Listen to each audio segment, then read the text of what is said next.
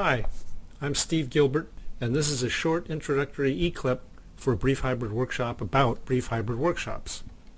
To give you a bit of background, brief hybrid workshops are one small but important way the TLT group is trying to respond to a very big problem. I like to call that problem TMI, TMO, TLT. That is, too much information, too many options, and too little time. This problem is especially felt in higher education, where most faculty members and those who support those faculty members' efforts to improve teaching and learning don't have the time or the means to get the knowledge and skills that they need to do their jobs and to improve teaching and learning with technology. That applies especially painfully to the flood of new technology options now available to faculty and to students. So what are brief hybrid workshops?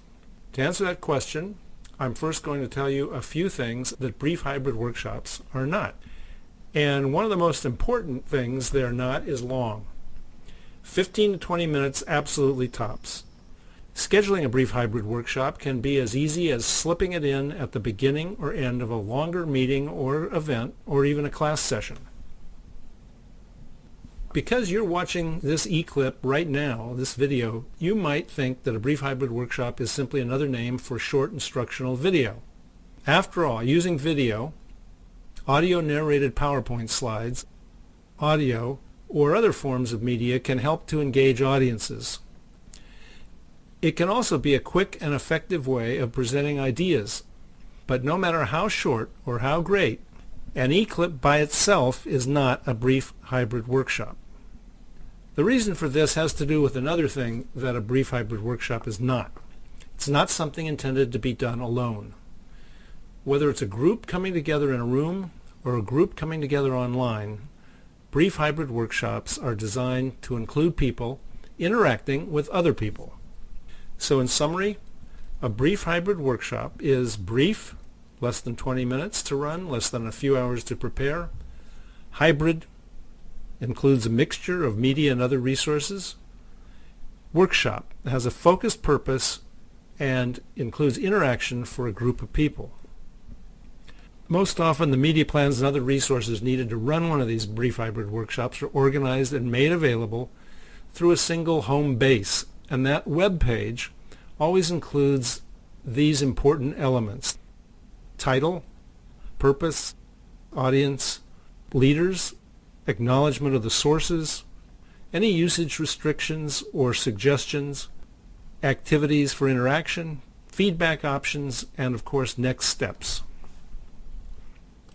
So now, please join me in demonstrating a typical brief hybrid workshop interactivity built around these two questions. First, what are some teaching or learning situations for which a brief hybrid workshop might be especially useful? For example, an instructional bottleneck in one of your favorite courses or favorite faculty development workshops. A sticking point where a lot of people have trouble, and if they manage to get through it with your help or the help of a brief hybrid workshop, what comes later will be easier and more effective.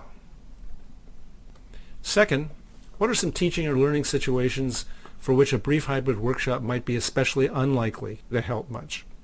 For example, a lesson intended to enable undergraduate students to, quote, identify several ways in which the worldviews of Kierkegaard and Nietzsche are quite similar and several ways in which they differ, unquote.